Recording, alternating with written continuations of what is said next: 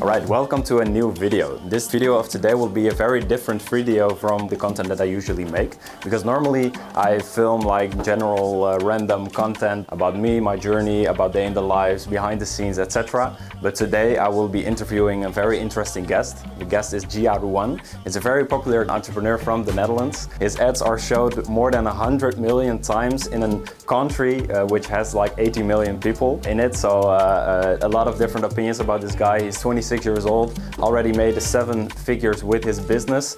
So I'm gonna ask a lot of questions. I'm ready to learn and create some good content. So he will be here, I think, in 30 minutes or so. We have a great setup, a great podcast here in Bali, in the lighthouse actually. So thank you guys for creating all of this here. I'm ready and we'll be waiting here until the guest will arrive. So let's go. Brother.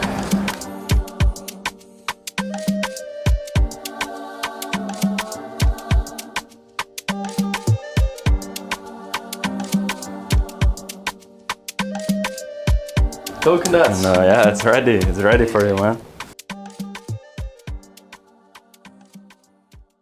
We're already running. Okay, let's start, man. First of all, thank you for coming by, taking the time. I think we can start off with saying that you really inspired me at a young age. I think 2 years ago I was watching your videos, and you are a big part of me being in Bali right now, because we're in Bali, for the people not knowing. I have a lot of extra questions to ask you today. I want to hear a lot of your past stories about things that you have achieved already, but also about your plans, the things that you're going to do, etc. I also brought a gift for you because I saw one of your videos. I hide it here in the back. I saw some of your videos, you talking about your supplements, top 10 supplements. Yes. But the only thing that was missing was vitamins.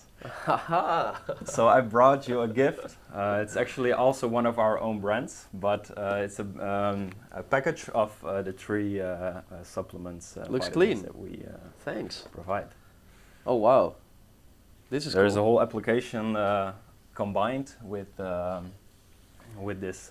We're trying to like collab with a whole lifestyle, with workouts, recipes, all of it. This is so you cool, can man. try out. I'm wondering. I will try it out for sure. All right, great. Nice, cool. Enjoy it. Science. Yeah, right. Thanks. Science. That's your word, right? Yeah, love it. Nice. Thanks, man. Appreciate it. Yeah, no Appreciate your worries. words. Appreciate the gift. Amazing. Thank Great. Appreciate you being here. I brought also some coconuts for you. I saw that you're really in love with those ones. It's I came here for the first time 3 weeks ago in Bali, and I fell in love with coconuts as well. And they're Welcome. great. Yeah. They're also very good for your health, right? They're amazing. So, the coconuts in Thailand. Have you tried those? No, I've never been to Thailand yet. Those are like way better, but really? for here, what is the difference? It's kind of okay. They're smaller and they're sweeter. Okay. More sweet. Yeah. All right. I should try them. All right. I want to start off with a very deep question right away, because I already introduced you a little bit in the introduction, so I want to spare all of those things.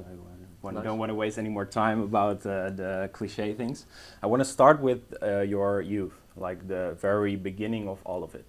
A lot of entrepreneurs have their story where everything begins, like a lot of entrepreneurs have good or bad situations happening when they're very young, some traumatizing experience or something that really inspired them for becoming the person that they are today. You have inspired a lot of people, you have done a lot of things, but what was the cue for all of this? Well, it's always hard to focus on one cue, and I think you're right. A lot of entrepreneurs experience something in their childhood, they're so traumatized by it, and we're still operating from that pain, like we're trying to prove something. Yes. I realized, I think for me, I always felt like an outsider. So I was never part of one specific group. Me being an Asian, I could hang with the black dudes. They were cool. They were For cool people with me. not knowing, you're Asian living in Netherlands. In the right? Netherlands, In the Netherlands, yeah. I could hang with the white dudes, like farmer white dudes, like the guys that. I know. So I grew up in a small town, and I was, I think, the only Asian kid. And from a young age, you don't really see yourself as different. You just live life. But eventually, I started to notice the world is treating me differently. Because why, if I'm walking to my parents' restaurant, they always got a restaurant, of Asian parents. But why, if I'm walking there, why is someone making a comment about my eyes? Because that happened there. I was the only one, and it's based on their ignorance.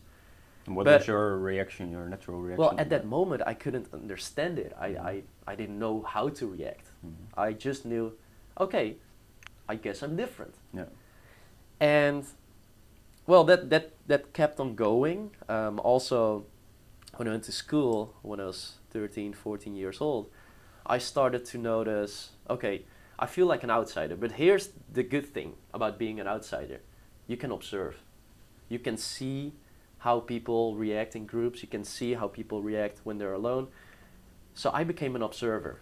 I could see, okay, if I act in this way, you know, this group will accept me. If I act in this way, this group will accept me. So I started to become a chameleon. So I can change my colors depending on the situation. And I think that's just having social awareness. Being aware of your surroundings and just, What are they talking about? Why do they love it? So I was hanging out with the gangsters, but at the same time I was hanging out with the gamers. And I think I brought that principle to the business world as well. I was networking. So this is a period when 4 or 5 years ago, entrepreneurship in the Netherlands, it wasn't really cool. There were no young entrepreneurs driving cars in Dubai and stuff. It was just me dropping out of school, and it was weird. My parents thought it was weird, friends thought it was weird, and I had no peers to relate with. There were no people from my age dropping out of school trying to start a business. They were probably out there, but it wasn't that loud on social media. What year are we talking about here? 2018. 18, yeah. 18, 19, yeah. All right. I think 2018. Okay. Maybe even 17, 18. So I started to go to, there was this app called meetup.com. And I started to go to random meetups. And there was this Amazon FBA meetup, this file your tax tips meetup. And I went to all those meetups, meeting up with guys that were starting their own business. They were 35 years old. That was the landscape of entrepreneurship. And I was mingling with them. And I thought, okay, I'm the youngest one. And I started to notice, okay, what are they doing? And then one day, this guy came and he said, I got this brand on Amazon. I'm selling internationally and I'm making around, he showed us his sales. He had his vitamin brand as well. And he was doing 10K a month, which is nothing. But at the time, for me, it was the biggest thing ever. I thought, wow, that's possible? Online? Because that was also not a big thing. So I started to dabble into that as well, and I think a year after I started with my own e-com stores, I was the bridge between the young people that were ambitious, people like you were ambitious, you want something, you want more out of life, but you also feel that school is not going to give you that, and the job that you're currently working on is not going to give you that. I was bridging that, like the young guys, with the entrepreneur world that I knew. And it was not a sexy entrepreneur world. It was very technical. It was old men coming together. In the Netherlands, he was one of the first guys who really combined those two, like business and young people inspiring with your videos and very being transparently about how it works and how you can start to make tutorials. And I just tapped into that demand because there was a huge demand of people wanting something alternatively to university. And I just tapped into that. And also some alternative to working in the supermarket or working some simple jobs, because I started also combining, trying to do some businesses with my study, because I hated working in the supermarket for 3 or 5 euros an hour. Albert Heijn. Appie. Appie strijden. But I think being an outsider, coming back to the beginning of your story, being an outsider is a blessing. Like, I think a lot of people are not realizing this, because if you have a lot of friends and just going to party and all of the things. I also telling my brother nowadays, like the cool kids right now, they are not going to be cool kids later on, and most of them. You never know how it will go. But I'm telling them, like the people like in school who are outsiders, who are doing their best at school or doing the best in life, they will end up being way better than people who are prioritizing partying or whatever. And I think being like outside of that group really gives you a perspective of looking at different types of people, different types of areas in life. And so thank you for that, man. Yeah, I think the people that are outsiders, they have this underdog mentality. They feel that, well, at least for me, I already felt that life put me 1-0 behind. Yeah. Like life already won because I was this different kid. I looked differently. Yeah. It's not true, but in my mind I thought that way. I have this inferiority complex, and I think I'm not as good as other people. So therefore, I started to become addicted to self-development. I thought, okay, I don't have to stay here. I can work on myself. So I started to hit the gym. I started to read books. I started to wake up early. So I started to implement those habits into my life, felt better, and eventually you start winning. You start right? to win, yeah. But to circle it back to the point is what you said about my youth. I felt like an outsider, and that gave me this ability to bridge certain things. Right now I am bridging, for example, I can connect with the masses in a way of talking about complex subjects but making them simple for them. So for example, I can talk about AI, I can talk about NFTs, I can talk about Web3, I can talk about software, and I can simplify it for the masses. So I'm kind of that bridge, and it all came from that childhood trauma. And nice, I was talking with a friend of mine, and it's funny, we as entrepreneurs, we all are stuck in this psychosis. What do I mean by this entrepreneurial psychosis? Well, he said, like, I see these tweets from other high performers, and there was one funny one. He said, there was this entrepreneur internationally, and he said, 32 seconds into a movie, and I'm already thinking about work. And I was playing a video game. I was playing Call of Duty. I just installed it this week, the new one. I already bought it, never played it. I thought this week I'm going to play. And a really good friend of mine was also playing. So we started to play together. And it was 2 at night. 2 at night we were playing.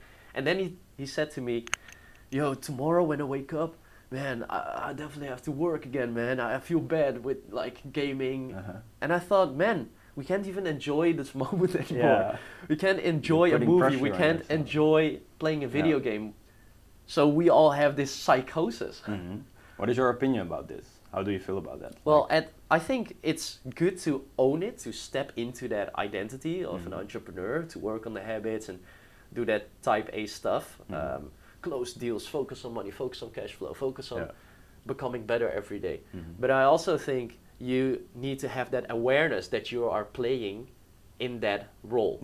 So your soul is way deeper than just an entrepreneur. And sometimes it's also an investment in your future if you take the time to relax a little bit in between. Because I recognize it for myself as well. Building on your business and working is the only way up.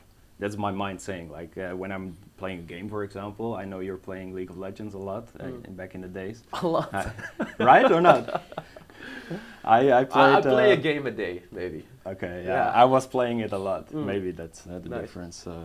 But the point I was trying to make was, what was I saying? I forgot. So it's about like bettering yourself, focusing on work. We always try to strive for more. Yeah, like when I'm working or when I'm playing a game, I know like, all right, this is not an investment for my future. Like I'm always trying to tell myself that my future self within 10 years will not be proud of me playing games now. Yeah. And how do you look at something like that? I think it's a psychosis. Yeah. Mental illness. Yeah, you have a mental illness. Yeah. But it's benefiting you. But it doesn't take away that it's still an illness if you can't sit down and enjoy a movie. Because you feel guilty and this and that. So I started to embrace life more. I don't know. I was the stereotype of that guy for years.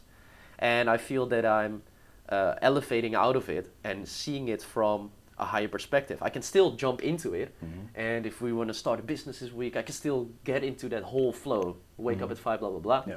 But lately I've been realizing that the best routine doesn't exist. Those things that people claim, like these are the 5 things that you need to do, the 3 things, it doesn't exist.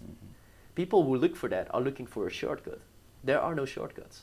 So I give you an example. Today I woke up at what time? 11:30. Oh, yeah, crazy. 11:30 in the morning. Yeah. And sometimes I see you making huge video like I beat the sun today at 6 No, 6 but a.m. this week I started to embrace it because I was feeling so guilty. So let's say the week before I felt super guilty because I know that if I wake up at 6, I feel great. I'm crushing my day. I feel that I beat the sun. Yeah, that's what I feel as well. But then eventually when you wake up at 6:30, you feel bad. Why? 30 minutes later, okay, you're still early, you can still do the same things, but subconsciously you think, okay, I feel bad.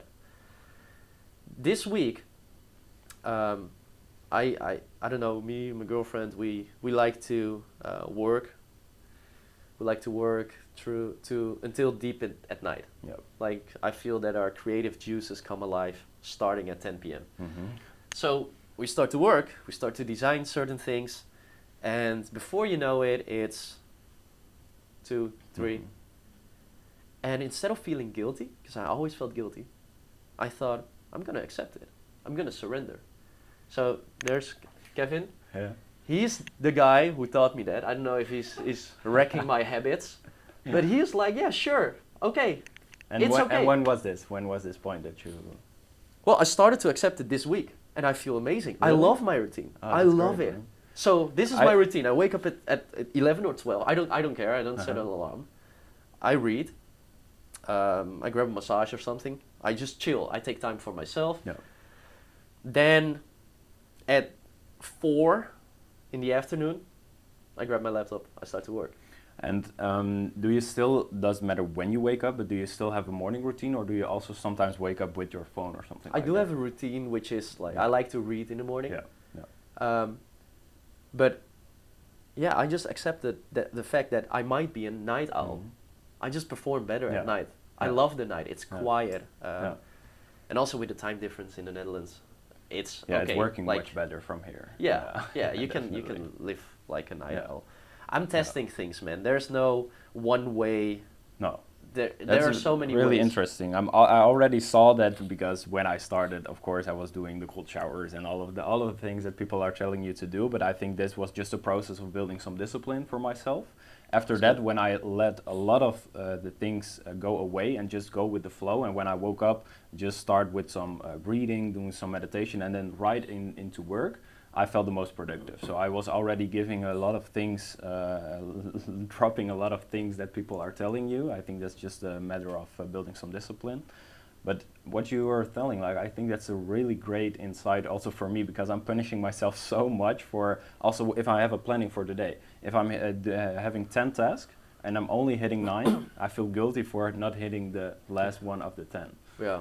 So, yeah. Well, there's always a day tomorrow. And this sounds, so I can say those things. I know a lot of people should not say things like, okay, I can just play some video games. I can wake up late. Oh, Jia is waking up at 11 in the morning. I can do the same. No, I'm telling you, I'm comfortably saying those things because I know I have a mental illness of like my baseline. I will always revert back to who I am as a person. Yeah. And I can't let go of that illness of always trying to improve myself, always trying to become better. I cannot let go of it. So I know that if I eat a pizza or I skip the gym for a day, it doesn't really affect me because I know the next day I'll feel guilty and I go to the gym again and I will eat clean again for a week. That's right. It just, so if you are confident in that identity that you've built for yourself and you know that you try to do the bad stuff, the bad habits, and you always revert back to this high performance, bettering yourself identity, then sure, just enjoy. Yeah, sometimes you can let go of things. Okay, but before we're going to start about all of the self-development things and stuff, I also want to go into a little bit of the youth of you, like your trigger. You're also told, I think it's a combination of a lot of things that happens to make you the person that you are today. It started somewhere. You can always consider what this really cue was, but. What was the really first time that you started with improving yourself in the way of starting a little bit with business and things like that? What age did you really made that shift of? At the age of 15, I started with fitness. This was also during a time that fitness wasn't cool. Yeah. No one went to the gym. Yeah. The gym was weird. Everyone's playing tennis or soccer or football or whatever, but no one went to the gym. I went to the gym. I saw videos of Ziz. You know Ziz? No, this guy. I think when I see a picture maybe of this guy. You don't know Ziz? Right? No, Come man. on, man. Fucking Sometimes Ziz, I'm bro. living under a rock, really. Fucking Ziz, really. bro. So I was watching videos, and that was it was a transformation of someone who was a gamer, super addicted to World of Warcraft, and then he became the most aesthetic, ripped guy crazy, ever. All right. And then he died because he was using steroids. Sad. Very inspiring story. Yeah. But happy end. that inspired me. He inspired me because suddenly he was getting the girls, and he had this blog, and he was typing about it. He was writing about, hey, I'm at festivals, girls started to notice me, blah blah blah blah. And before he was just skinny dude, and he got bullied for that. Yeah. And I could relate with him. Another underdog. Someone who, yeah, you look at him, you think, that's a nerd. Yeah. And then he becomes this jacked guy. Yeah. But from the inside, he's still the funny gamer, like the nerd, the nerd inside. Yeah.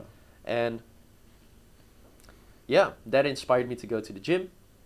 And he inspired you to get? He was getting the best out of himself. But what was your really goal at that moment?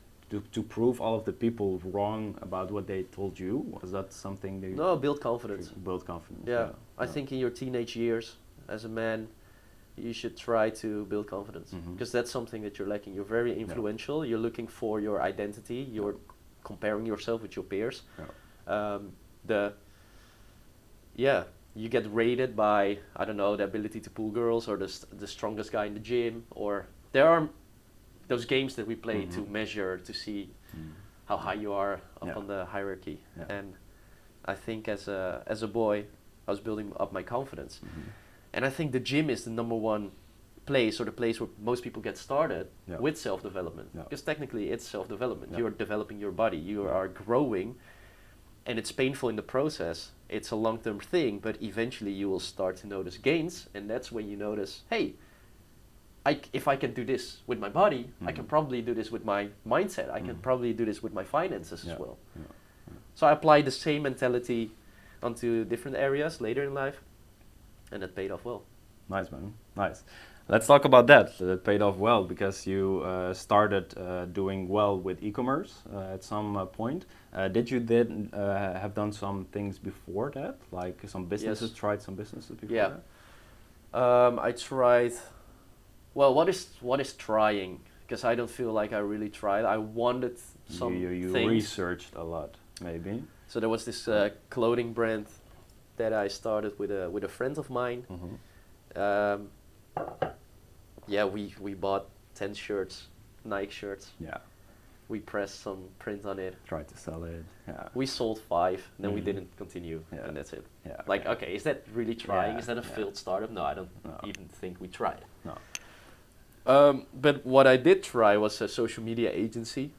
I was following a course from Ty Lopez. Yeah, this guy I know. And this course was pretty good. Like, opened a lot of things for me. All right. And I was trying that for a year. We were going to so many restaurants. That was our niche. I was with one business partner, and just didn't work out until one day. A friend of my parents, they were interested, so we closed them for $2,000 a month. And that was my first light point at the end of the tunnel. But before that, I struggled for a year, and I know why it didn't work. I did so many stupid things, dude. So one thing I thought, you know what? I'm gonna lead generate by sending them, instead of sending them an email, I'm gonna send them envelopes. Envelopes, yeah. Yeah, I'm gonna like go through, go by and then just deliver the envelope. Okay. Personal envelopes or random? Like personal, yeah. Okay. Instead of an envelope, like just a basic envelope, I am going to do something special. You know those kings back in the days? They had this stamp. Yeah. So I thought, okay, I'm gonna burn some wax and I'm gonna stamp it with my initials from my company, and then it's an experience when you open it. Like you got this seal, it's sealed with wax, and you open it, and there you get your letter. Then I thought, you know what, the paper isn't good. Like, then you open it, and then you get this basic paper. So I need special paper, like special colors. Better quality and stuff, yeah. And instead of the paper, I thought, instead of a paper, I'm gonna also, like now I have this thick, gray paper, super high quality. I got the seal, the wax stamp, I got everything, company initials in it. Instead of the paper, I'm going to fold it, and it's going to be a mini booklet. So they can see what's inside of it. So what am I going to put inside? I'm going to put my feedback, like my audit of their company, inside of that booklet. Yeah. So I printed it out. And then at the end, when you get all your feedback, I'm just going to give them a special code, a membership code, like an invitation code. And if you use that code, and you go to my website, and you fill in the code, then you will unlock the sales page. All right. So you can, if you go to my website, you also know if it's working or not, if people are using it and people are. No, I wasn't even thinking about it. I thought, oh, this is cool, exclusive. Actually, it's a good idea. So I created this code. Spent a lot of money on like a developer at the time, like on those random gear, like the stamp and stuff. I was such an entrepreneur, and it didn't work. So eventually I had 10 of those booklets, send them out to people. They don't even open it. No one is opening it. Yeah. And even if they did, you would never open the booklet, see some feedback, and then go to a website and fill in your code, and then you can book a call. So I was failing because I was in my own head. I didn't know how the game worked. Yep. I was just doing something randomly, what I thought was a good idea. So I think there's so much power in having a mentor or a blueprint that you could follow, a proven blueprint. Have you had many mentors following courses? Well, yeah. Well, I would say for sure. Like online mentors, because I couldn't find them in real life. There was one guy that inspired me with e-com. He sold on Amazon. So I was in that group. Would I say it was like a really personal mentor? No, but I definitely learned a lot of things from him. So one guy there in particular, he said to me, "Hey, why don't you try this on Bol.com?" And I did, and it worked. And worked that's it why. Right away? Did you done a lot of tests? No, it was just a random insight from my little sister. I asked her, "Okay, I'm gonna sell on Bol.com. This guy is selling umbrellas over there, and he's making bank. So I'm going to try to sell something as well. What should I sell?" And at the time, slime and fidget spinners were a big thing. So I thought, what's next? And she said, squishies, like those plush things. Try those. So no research, nothing. I just trusted her, and I bought it, put it online, and I was just learning. I was learning tons, and it worked. It worked. So I put some plushies online, and I'm making $6,000. And at that moment, I thought, it can't be this easy. This is crazy. So I started to leverage that, and eventually people started to ask me, "Hey, I know you're traveling and you're doing your thing. How do you do that?" And I started to help some of my friends that I knew from festivals, from school. People around you were asking how just you do that. Just people around me. I wasn't. There was no course. There was nothing. There was no ads. It was just people around me. And I just helped them. 10 people. I still know them. Good friends. Nice. And from that moment, I thought, there's something here. Like this is big. A lot of people are willing to invest. They want to learn. I'm tapping into this huge demand from people because they want something alternatively instead of school. No. So yeah, I just went hard on that. Nice, man. And then you start building. You started keep doing your e-com business on bol.com, and it's for the people not knowing, this is Amazon, but then in the Netherlands. You started teaching people this, and you started very small with creating videos. This is where most people are knowing you from in the Netherlands. I have heard that over a long span of time, you more than 100 million people saw your ads, but there are only 18 million people living in the Netherlands. How did you do that? Yeah, just spend money. Just spend money. Just spend money. Just scale it up when you see it's working. Yeah, right? if you got positive ROAS, just scale it up. Yeah. But at the same time, we noticed that eventually you hit this threshold that you cannot scale past that. Yeah. Meaning, You have reached. we put more money in ads, but it doesn't give you the same return. Yeah, yeah. We hit that pretty quickly after a year, and that's when you know you've outplayed the market. Yeah. You can't scale any harder there. Yeah. And what are you thinking at the moment like that?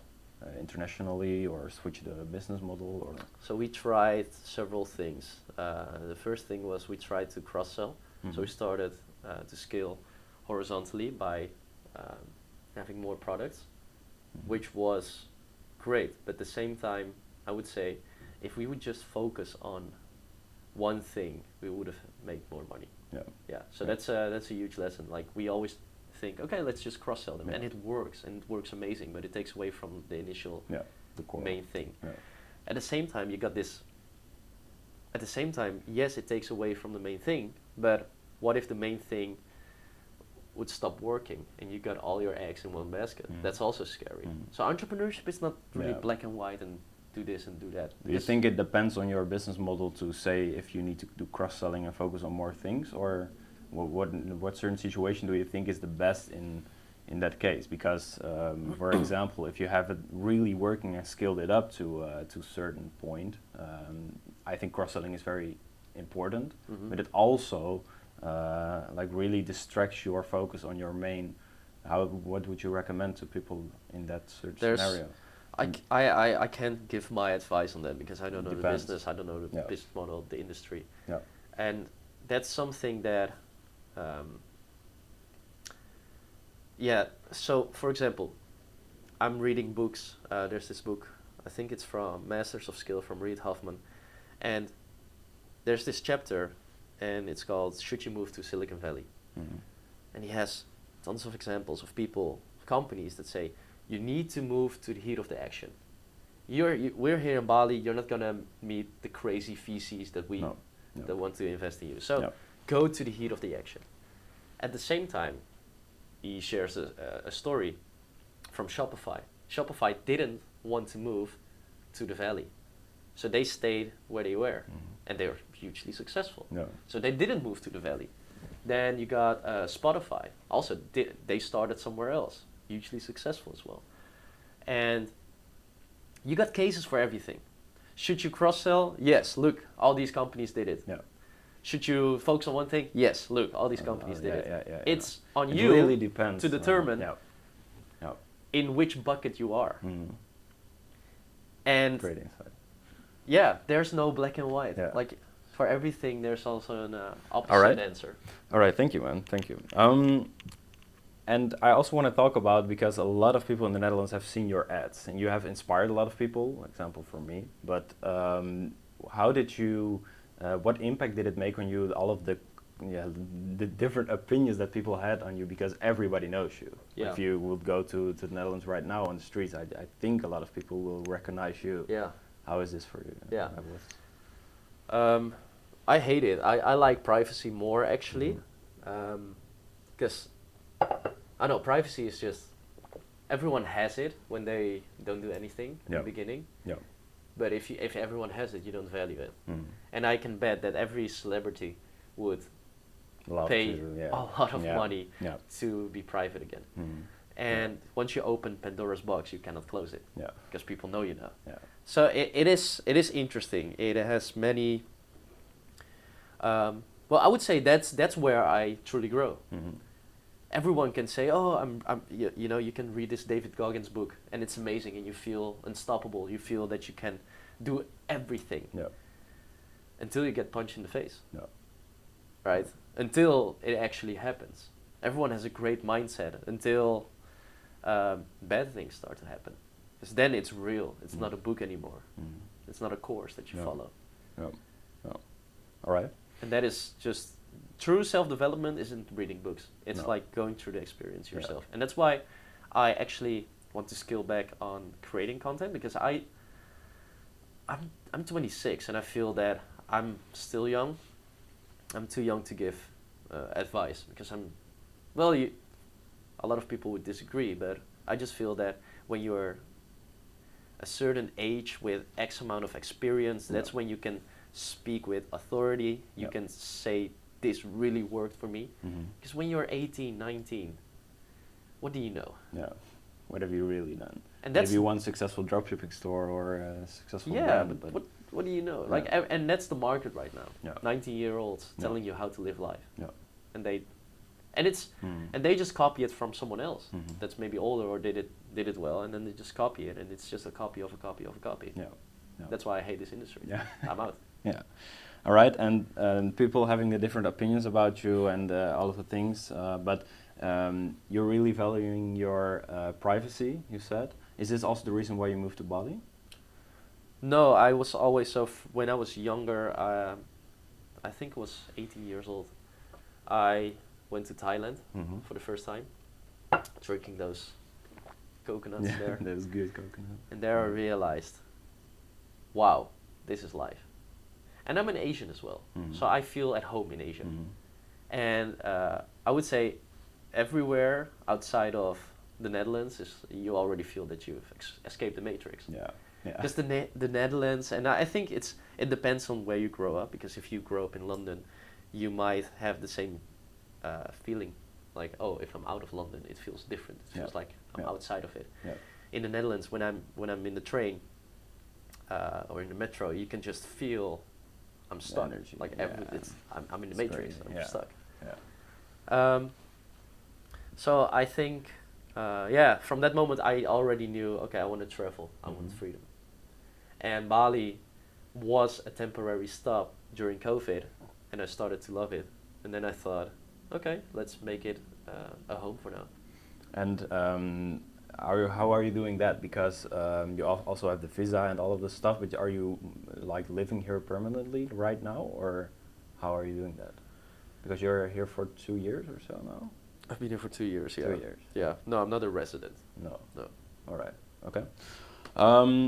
And also focusing on your future, because right now you're, for what I've seen, you're doing 3 things. One thing is building a SaaS, building a AI tool, which I'm going to talk about as well.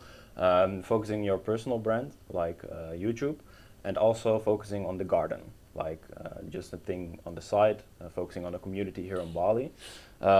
I think your biggest focus is the SaaS. This is very new. Is this something you want to talk about, be open about as well? Well, I would say I would like to, so what I did before, what I always did before was make a lot of noise before I launch a product. Yeah. And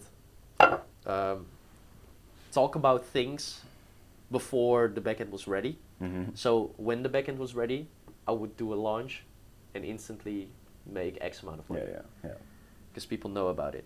I feel nowadays I'm shifting more towards work more in silence, and but also maybe give more attention to the company instead of the face of you, right? Yes, like build actual very good value, yeah, and recurring revenues, yeah, and focus on networking and building a very strong backend. Yeah.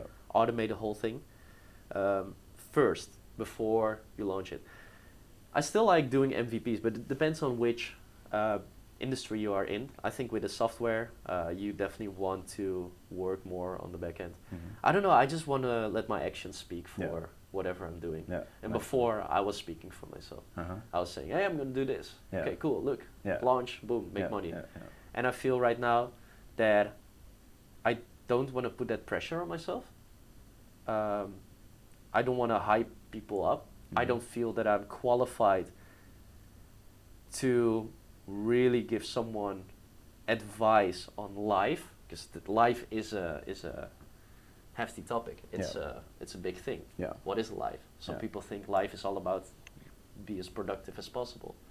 Well, I thought as well, but I've switched and I'm figuring out life myself, and it's a fun thing. So I don't feel qualified at this age, with the little experience that I had, to give life advice. Like I'm humbled by. That's also the reason why you stopped with the whole ecom teaching, the school, the e-learning that you had, or what is the main reason? Because you had two business company. So the main reason that I stopped with the info businesses is, number one, I would say I dislike the industry, because whenever you are pioneering something, let's say you have this amazing webinar that you worked on for months, someone comes, copies it, done in one day. And that's what I said earlier. It's a copy of a copy of a copy of the copy, and that's the whole industry. So I don't know. I don't like the people. They're scavengers. They're like, they're scavengers, bro. They look at this like you have this prey, and you got this meat for yourself, and you hunted for it, and you worked hard for it, and they are coming. They're all coming. Like, oh, look what he's doing, amazing. And you have so many coaches nowadays, young people trying to teach things. And I don't blame them, because I did the same things. But the difference was, I was figuring it out by myself. We were actually... You had real experience and then teaching it. And now it's just copying. Like literally, I see ads and they copy my exact sentences.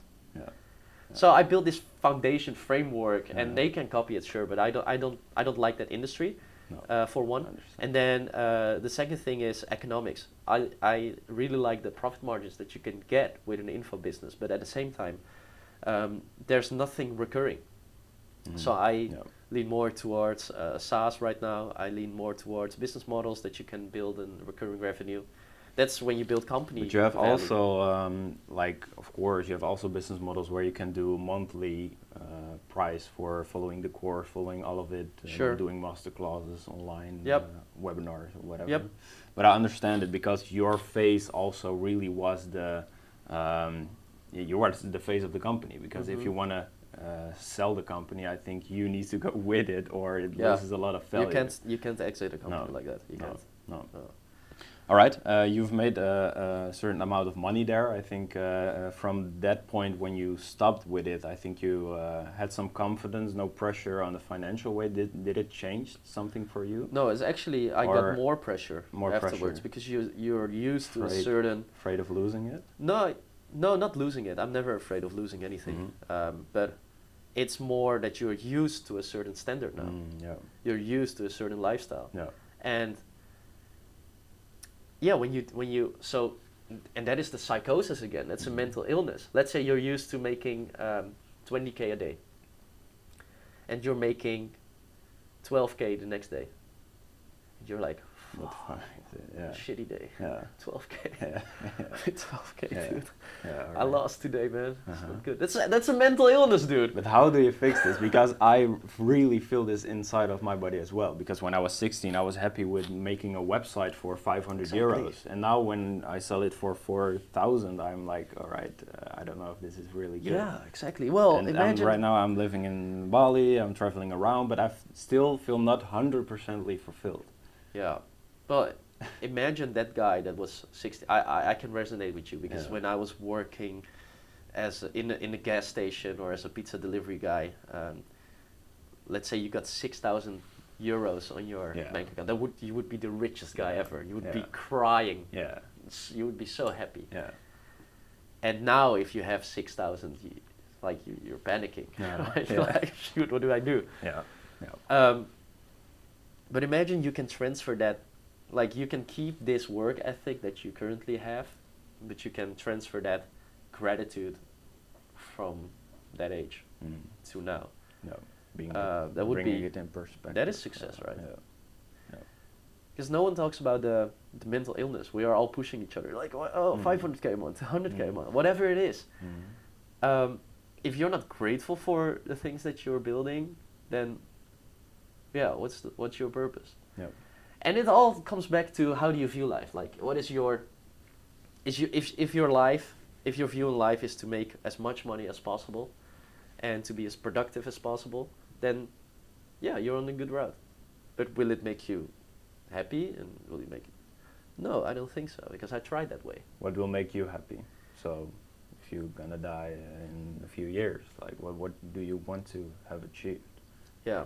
Well, I'm figuring that part out right now. I'm trying to see. Like, I know already money is not going to make you happy. The stability that money can buy is going to give you calmness, and it's going to give you peace. Yeah. But it's not going to make you happy. It's just going to make you maybe happy for, like, it's going to make you ecstatic for maybe a day or two. But after you bought your watch, after you drive a supercar, it gets old very quickly. It's still good. It's okay. I respect the people that are on the grind. Yeah, but I understand that. well, I view life more as, like, I'm trying to surrender to whatever God has for me, like whatever He has for me. Because even when I got started, I told you about my experience with the agency. I was just fucking around. Imagine, I could still be fucking around for 5 years, 6 years. Luckily, I found ecom, but man, thank God that He put that mentor and that guy into my life. What if I was sick and I didn't go to that meetup, and I didn't have that insight of, hey, you can make 10K a month on Amazon. If he can do it, then I'm gonna try it as well. If that guy didn't show up, then I could still be fucking around with my social media agency trying to seal a company's stamp on a letter and send it. Everything happens for a reason. You just need to be open to learn, open to meet new people, and for new experience as well. And surrender to it. When was the time that you really surrendered? Like, you really thought, like, this is it? Well, this year I would say I learned to surrender. You really have to let go of the ego in order to surrender, because your ego wants certain things. My ego wants to drive a Bugatti. My ego wants to compete. My ego wants all those things, and it's okay. But at the same time, could you accept, let's say, your life purpose? Because we are souls sitting here in this physical body. And our souls sign up for life, this is what I think, to learn certain things. That's why we have this experience, we have suffering. But if we die and we leave our physical body and we leave Earth, then there's no suffering. Well, maybe there's hell, but but I feel that when you're out of the body, then I don't know, you're operating on another dimension. There's no suffering there. So we signed up voluntarily to go here to learn certain things, and we signed up for a purpose. But let's say your purpose isn't to make $1 million. Your purpose isn't to help hundred thousands of people. Your life purpose was to save a cat. One cat. Because that cat was from a grandma, and she loved it she loved it so much. It was the only thing that kept her alive, because she had a reason to live for something. And that cat was drowning, and you saw it, and you saved the cat and brought it back to the grandma. Now she's happy. That was your life purpose. Could you accept it? I could not accept it. Exactly. But that's why surrendering is so hard. It's so hard to surrender. But let's say that was your purpose. Then who am I to tell my either higher self or tell God, hey, that's not a purpose that I want? Because that's when we separate and we start to dive deeper into this ego. But no, I can't. But nowadays, surrendering is good. I'm willing to surrender. If you're giving your all and doing your best, at least if you're not playing video games all day or going to party all day, that's my opinion for myself. I think if you're giving your all and you're going to bed fulfilled, I think that's it, man, for me. Then things will go and come. Like, if you surrender that way, things will come. Like new opportunities, new things to learn, etc. And also, speaking about purpose, $1 million or this or that, I think real purpose in life isn't combined or isn't related to materialistic things. I think it's really comes to, like, saving the cat. You're saving the cat. Yeah, to love and to things like, I think real purpose comes to personality, building your personality, learning about life, building connections, all of that things. And I think being an entrepreneur from a young age really gave me an other aspect in perspective of life, and also in the way of developing. Like, I'm constantly checking all of the processes in life, like how is this working, how is the setup here, how is he operating. I think you're constantly learning a lot, and you're measuring it with money, but money isn't the real thing. I think the first 3 years I've done so many things, I've learned so much, but I didn't make any money compared to what I was doing, like, and the effort I was putting into. But I think if you really look at what you're like, learning from the process behind this, from giving your all, I think for me that's also the purpose, you know. Just being on it. I want to give my all. If I'm gonna die tomorrow, I will be fulfilled. Yeah, That's my motivation. Yeah, nice, nice. Yeah. All right. In your previous webinar, or how can I call it, the garden? I don't know even. No. Event. Event. I just hosted an event. It was supposed to be today as well, right? It was supposed to be today. Yeah. But yeah. you So canceled it because of this great podcast, or? Well, I want to say yes, but well, let's dive into that. I noticed that I wanted to focus right now on building, and as I said before, I feel humbled that a lot of Dutchies want to listen to me. I feel humbled by the 750,000 downloads on my podcast. That's crazy. I feel humbled. Yeah. They want to listen. Yeah. But at the same time, I don't feel that I'm there yet to give that advice. Because I know that people will take that advice and just devour it and implement it. But if I tell them, yo, you need to do this, and they're going to do it, and I am not even sure if that's the best thing for them, then I shouldn't say it. But what if you're not focusing on really advising people or just telling your story?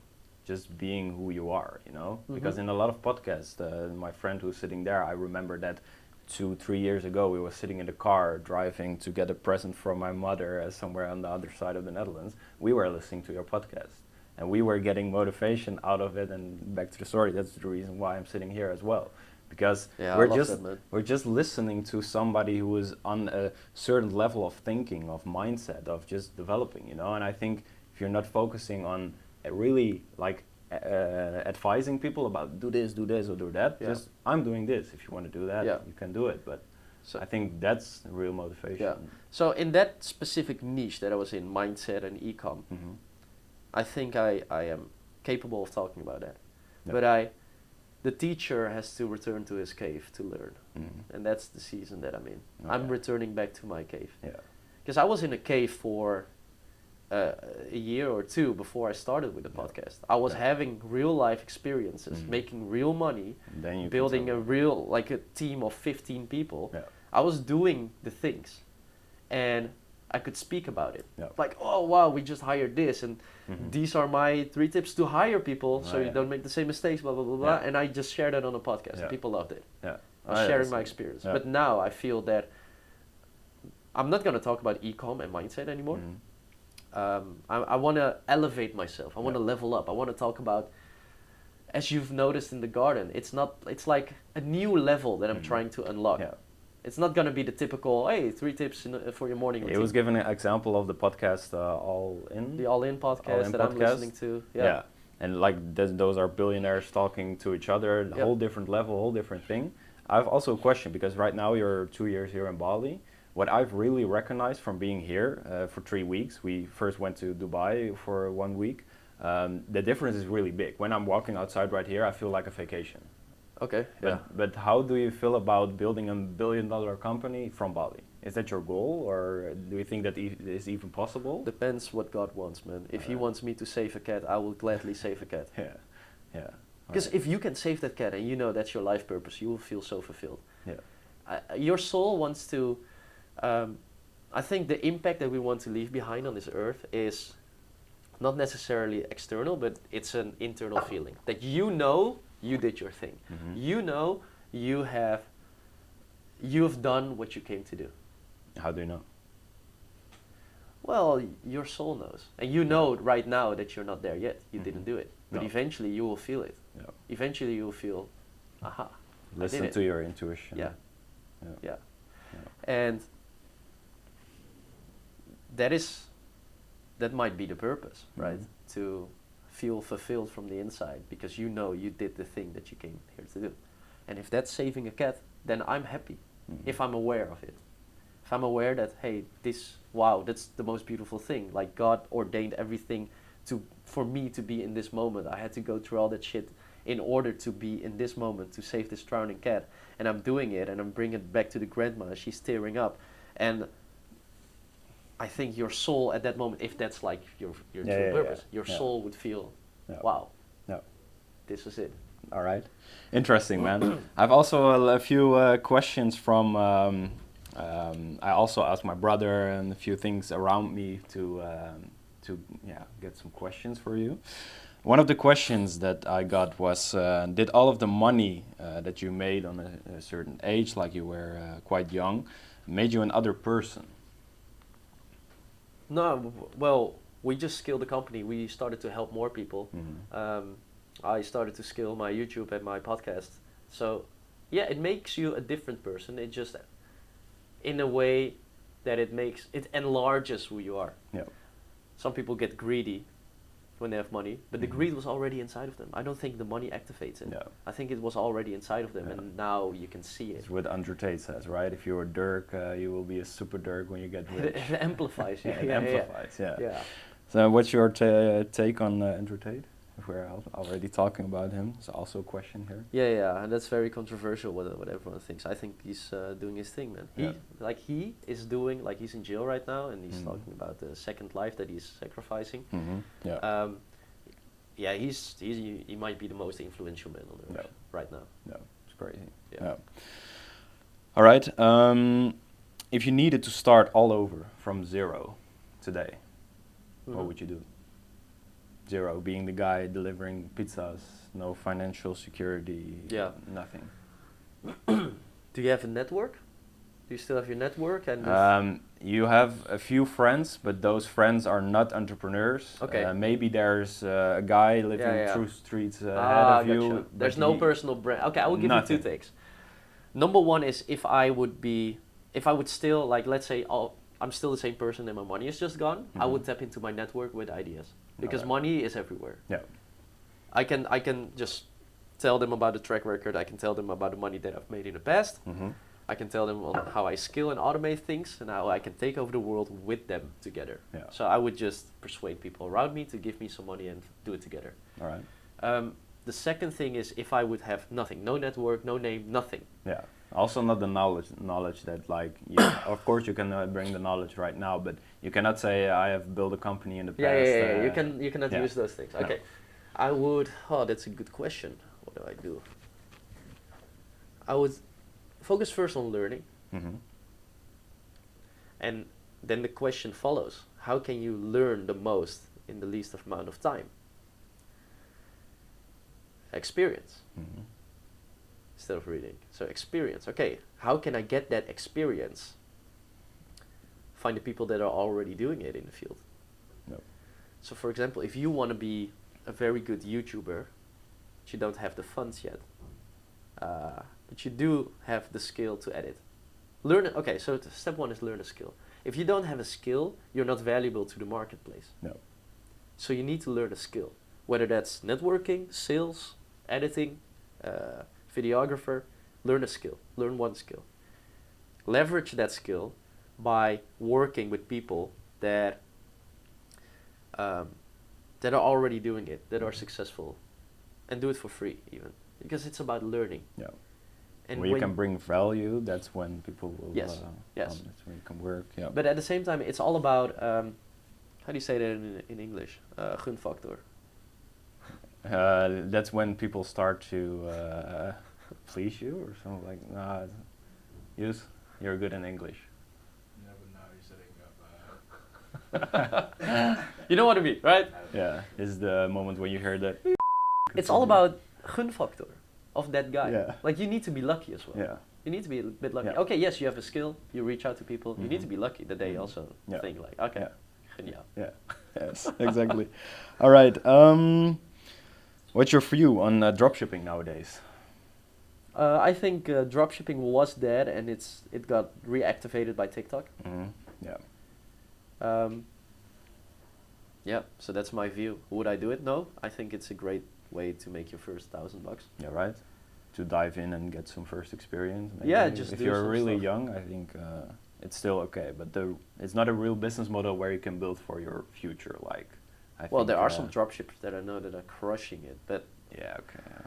I would say I don't know, with dropshippers, man, like there's a huge percentage that I'm like, I don't know. Mm-hmm. Do they really deliver their products Yeah. and stuff? I don't Yeah. know, man. Yeah. I would say just try it. If you really want to do it, try it and just learn it. Do it for education. Yeah. Yeah. Yeah. All right. Which social media platform is your favorite? If I could have 1 million followers, subscribers, for whatever, Yeah. and I could pick one platform, it would be YouTube. YouTube is the Mhm. most valuable, Yeah. for sure. Yeah. I think if you're It's the place where people have the best attention. yeah, you span, can I make think. money without selling because YouTube is practically selling ad space on Yeah. your video. Yeah. So YouTube would be one, and it's something that's very consistent. Instagram is really good to monetize, but I feel that Instagram is slowly dying. Yeah, I have the same feeling. But I'm really happy about that. I really like Instagram. It's just cool, but I don't know. It might be there, but it's the new Facebook. It's something that everyone has. Yeah. But eventually we will switch again. And what do you think about Twitter? Now Elon I love Musk Twitter. has, yeah, I love it's Twitter. really great, right? Twitter is great. But what I dislike about Twitter now is that they are trying to bring videos more in attention there. Yeah, that's true. I really like to place just quick quotes of Yep, and that's true. really opinions. And Fast when consumption. Right now, when I scroll, I see a lot of videos, and Yeah, I don't that's really true. like that. That's true. What's your view on the education system? It's I know if have you want a really, real job, mhm. for example, if you want to become a pilot and stuff, yeah, good. Yeah. If you want to make money, probably not that good. No. No. It depends. Again, I think school. I can't speak from experience. Mhm. I can just speak from references that so for example, my little sister goes to university, and she says, yeah, it's just everyone that I speak that goes to university is like, just here, Yeah. like wasting your time, Yeah. not doing anything with A it. lot of pressure for all of the tasks that you have to do, etc. Yeah, I'm not a big fan. All right. And in one of the videos that or podcast, maybe in the research that I done before this, you said you haven't seen your parents for 2 years or so, or for how long? During COVID or No, whatever? I visited them. Well, during COVID was Yeah. a while, but yeah, I saw them last year. Yeah, but they're coming again. How They're is this coming for here. you? Because right now I'm traveling to gain new experience and build my business in a new environment and stuff. But I also really have a hard time with leaving my family for so long. I'm really close with them. But how is this for you? I think it's a good question to ask her because I'm not that close with my All right. family. Yeah. Like Yeah. we're just Asian immigrants that were 24/7 working, and they show love in a different way, which Yeah. I actually like.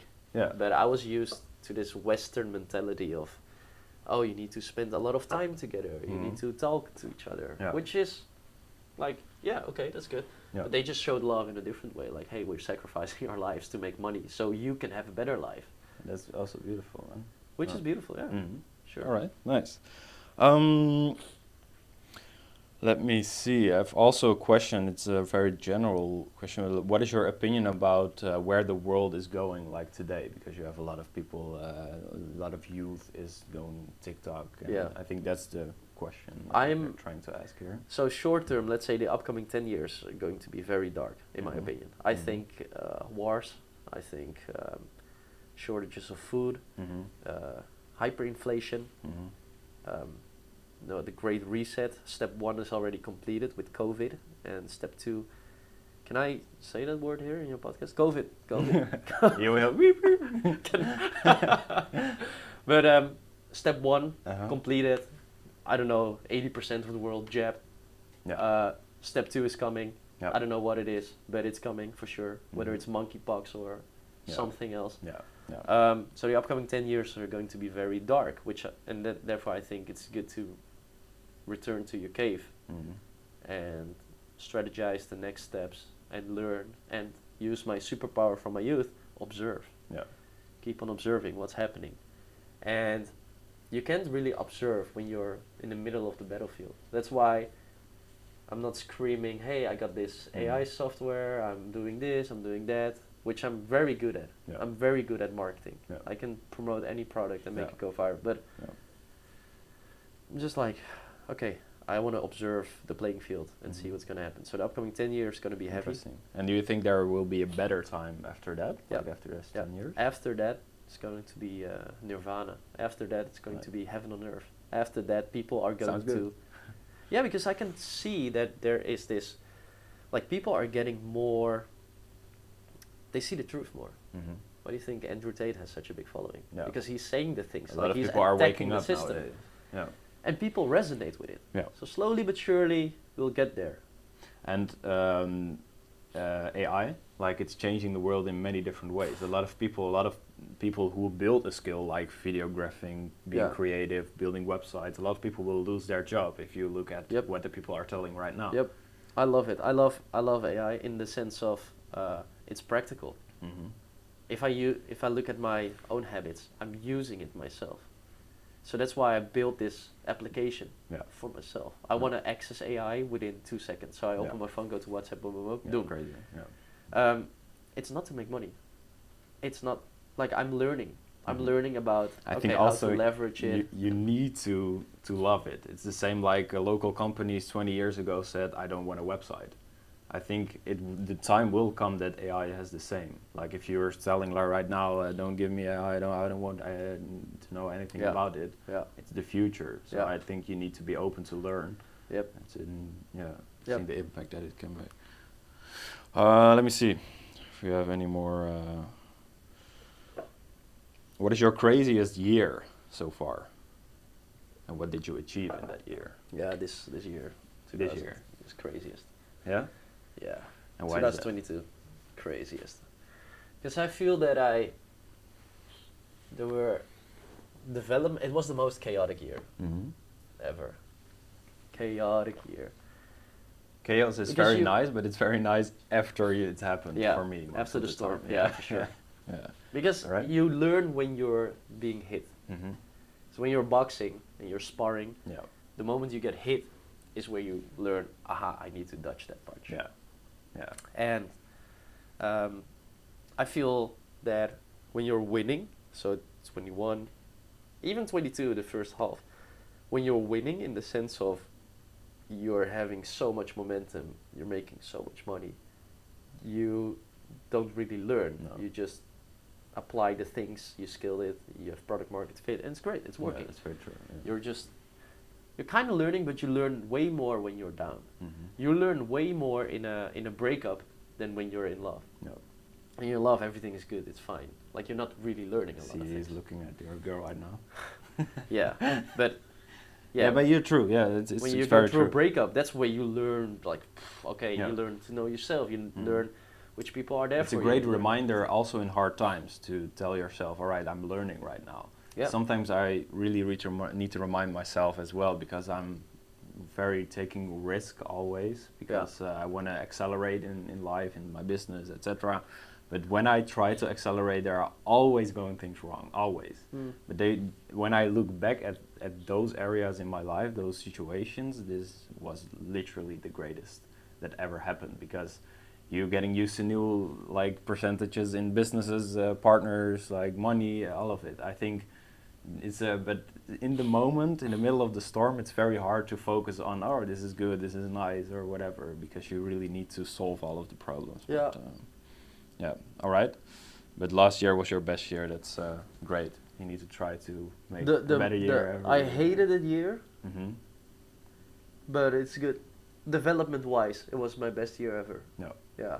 And you're 26 right now, and you said like I don't think I have the experience right now. I think you need a certain age. What does that certain age needs to be? Well, it's hard because some people are 40 years old and they've Yeah. worked their whole life But as a let's say- cashier, and yeah, they don't have that much experience. Yeah, let's say you're an entrepreneur starting on your 20s and giving your all, like trying different businesses and doing your best. Like you're starting at 20, Yeah. something like that. Yeah. Because of course, if you're working, I think a lot of people maybe at the age of 50 maybe have nothing to tell, Yeah. nothing much. You can learn every. Yeah, you always can from always learn, someone, but yeah, not always, much. but not. Yeah. They just existed on Yeah. Earth Yeah. longer than you. That's it. They saved the cat.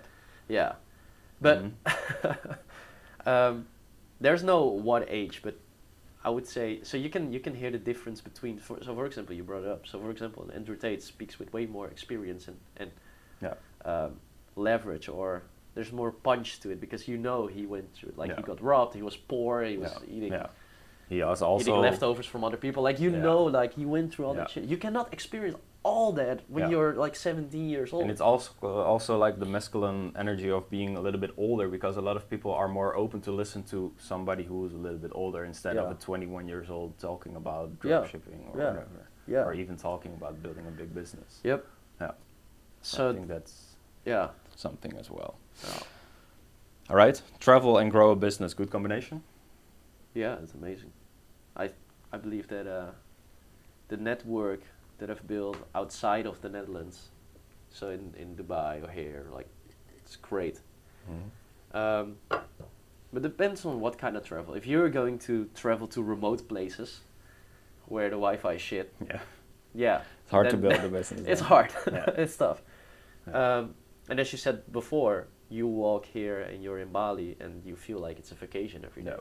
Then it's also pretty hard to get to Yeah. work. And I feel that I experienced that as well when I came to Bali, and for the first 6 months I just couldn't get to work. Mhm. The heat, the food, there's Yeah. always something to do. You Yeah. go to the gym and you spend 3 Yeah. 4 hours at the gym and the spa. Mhm. But the moment that you accept that you live here or you're going to build your foundation here, that's when you can rest. You Yeah. don't have to see everything. You Yeah. don't have to go to the waterfall every time. Yeah. You can just chill. Yeah. And that's the stage where I'm at. Like Bali is not special to Mhm. me in the sense of I need to go there, I need to see this. Yeah. So I'm It's out home of the now. tourist mindset. Yeah. I'm more like, okay, Yeah. I just live here. I have the same, because I'm in the middle of chaos with the business, so I need to work. I cannot go to the waterfalls every day. It's more like the heat and all of that as well. But I think it's also very important to have a place where you can go into deep focus. So Yes. having a good desk, good setup Yeah. at your My home house, here. my house, man. I just I realized that your house has the most impact Yeah. on your productivity. Yeah. If you have I rent space that's pretty big for just the two of us, but Mhm. it has this huge long table that we can work on, Yeah, that's and perfect. I love sitting at that Mhm. table, and I love working there. And every time that so let's say I was in a smaller house, I felt that okay, I have to get out, so I go to a cafe, and I'm not really that productive in cafes. Like you can work for an hour and you can eat. But Yeah. this A I lot don't of know. people I'm just around you as well. not It's- that yeah. productive. Yeah. So invest in your house because it's kind of your office if you're working remotely. Yeah, I agree with that, man. Yeah. All right. Is there anything before we end up this podcast that you want to tell the youth before we? Just well, take the things that you want to take and discard the things. Like always, even though people can say it in a very charismatic way, and everything in your body and in your brain is telling you to absorb it and to listen, just as you're listening right now. Mhm. Like you want to absorb this information. So always be skeptical. Yeah. Always just take it with a grain of salt, because whatever I'm saying is from my perspective. No. It's from my life. No. I don't know if it applies to you, Mhm. but if you think it applies to you, take that data set and learn from it. But if not, then. But I know you want to take it in, because we always want to listen to someone. We always want to listen to someone that we feel knows it better. But I'm here telling everyone, I don't know it better. You don't know it better. We don't know shit. We just living our life. Yeah. And you have this great heart to share this on the podcast, to share information. I don't know what your motive is behind it, but you probably just want to help people, which is great, and therefore they listen to it. But just take it all with a grain of salt. It's just our perspective. Nice, man. Thank you. Thank you. Thank you. And thank you for being an inspiration. Thank you for motivating me in my younger years as well. Keep doing what you're doing. I think this is a great way of ending the podcast. Thanks for watching, and see you in the next video. Peace. Bye-bye. All right. Nice. Thanks, man. Good job.